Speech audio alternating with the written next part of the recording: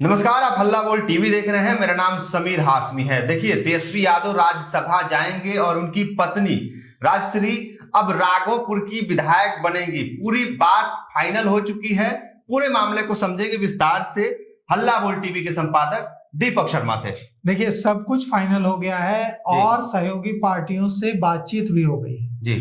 तेजस्वी यादव के नाम पर सब मान गए हैं जी। और तेजस्वी यादव जा रहे हैं राज्यसभा जी।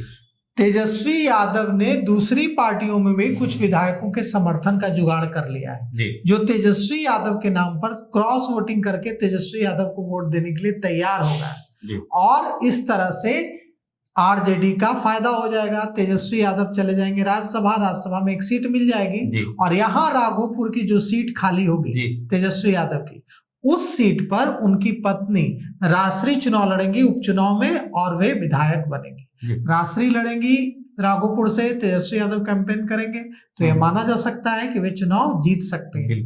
तो एक तीर से दो शिकार करने की तैयारी राष्ट्रीय जनता दल ने, राष्ट्रीय जनता दल के राष्ट्रीय कार्यकारी अध्यक्ष तेजस्वी यादव ने कर ली है। अगर तेजस्वी यादव चुनाव नहीं लड़ते और कोई दूसरा उम्मीदवार देते तो सहमति नहीं बन पा रही थी और हार का सामना करना पड़ सकता था।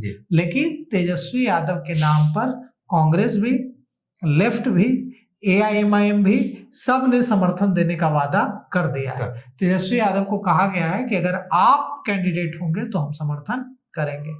अब बसपा का समर्थन मिलता है या नहीं यह देखना होगा, क्योंकि बसपा के जो विधायक हैं वो भी यादव जाति से आते हैं, सतीश यादव।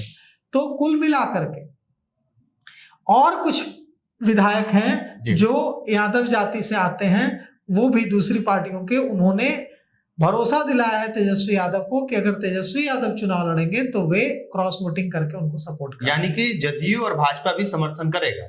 जदयू और भाजपा के एक दो विधायकों ने कह दिया है कि हम समर्थन करेंगे। क्योंकि वोटिंग के लिए अगर वो लोग पार्टी लाइन के खिलाफ जाकर तेजस्वी यादव को समर्थन देते हैं, वोट करते हैं, तो यह पार्टी का उल्लंघन होगा और इस पर उनके खिलाफ कार्रवाई भी हो सकती है। लेकिन पॉलिटिक्स तो पॉलिटिक्स है। अब तेजस्वी यादव को किन विधायकों ने यह भरोसा दिलाया है जो दूसरी पार्टियों में है कि आप चुनाव लड़िएगा तो हम आपको वोट कर देंगे, क्योंकि ये गोपनीय मतदान होता है समीर, इसमें पता नहीं चल पाएगा कि वोटिंग किसने किसको की। लेकिन यह तो पता चल जाएगा कि किसी ने क्रॉस वोटिंग की। तो जो केंद्रीय नेतृत्व है भारतीय जनता पार्टी का या जो केंद्रीय नेतृत्व है जनता दल यूनाइटेड का या लोजपा का, वो बैठा तो नहीं रहेगा, वो पता लगा ही लेगा कि क्रॉस वोटिंग, अगर एक विधायक ने हमारे क्रॉस वोटिंग की तो वो विधायक कौन है, पता लगाना बहुत मुश्किल काम नहीं है।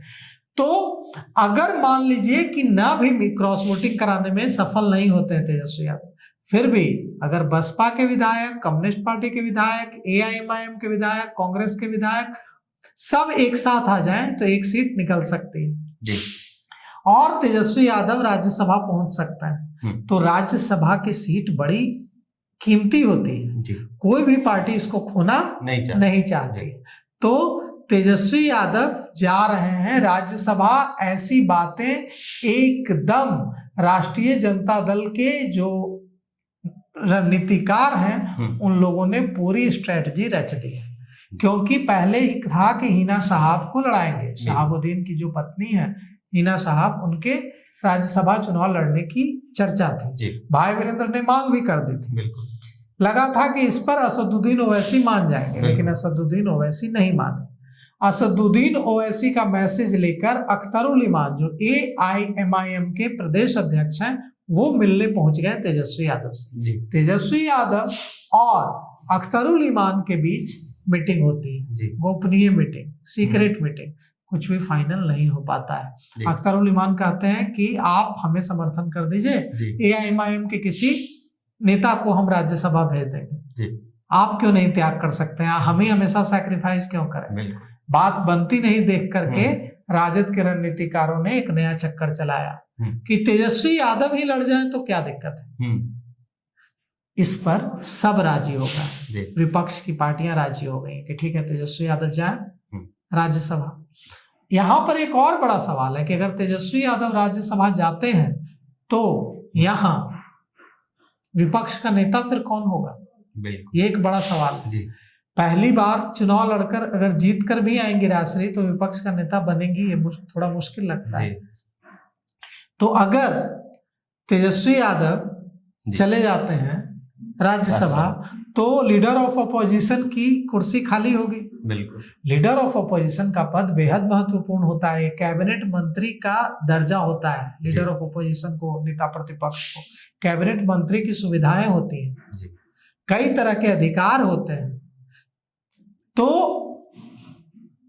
राष्ट्रीय जनता दल से कौन बनेगा नेता प्रतिपक्ष, बिल्कुल ये एक बड़ा सवाल है। कुमार सर्वजीत को आगे करके हो सकता है कि दलित राजनीति का दांव खेल दे तेजस्वी यादव, यह भी हो सकता है क्योंकि कुमार सर्वजीत को तेजस्वी यादव खूब आगे बढ़ा रहे हैं विधानसभा में। आप नोटिस करेंगे समीर कि जब भी राजद की तरफ से मुद्दे उठाने की बात होती है तो कुमार सर्वजीत को आगे किया जाता है। कुमार सर्वजीत हो सकता है कि नेता प्रतिपक्ष बनाया जाए, तो कुल मिलाकर के बिहार की सियासत में बड़ा बदलाव आ जाए।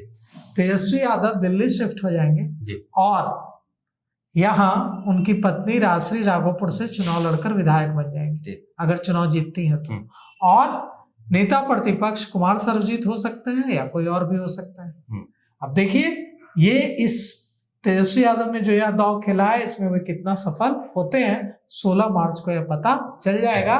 तेजस्वी यादव को चुनाव जीतना है तो 41 विधायकों का समर्थन चाहिए, क्योंकि नियम यह कहता है कि जितने विधायक होते हैं किसी भी विधानसभा में, जैसे बिहार में 243 है उसमें एक जोड़ दिया जाता है, तो 243 में एक जोड़ देंगे तो होगा 244।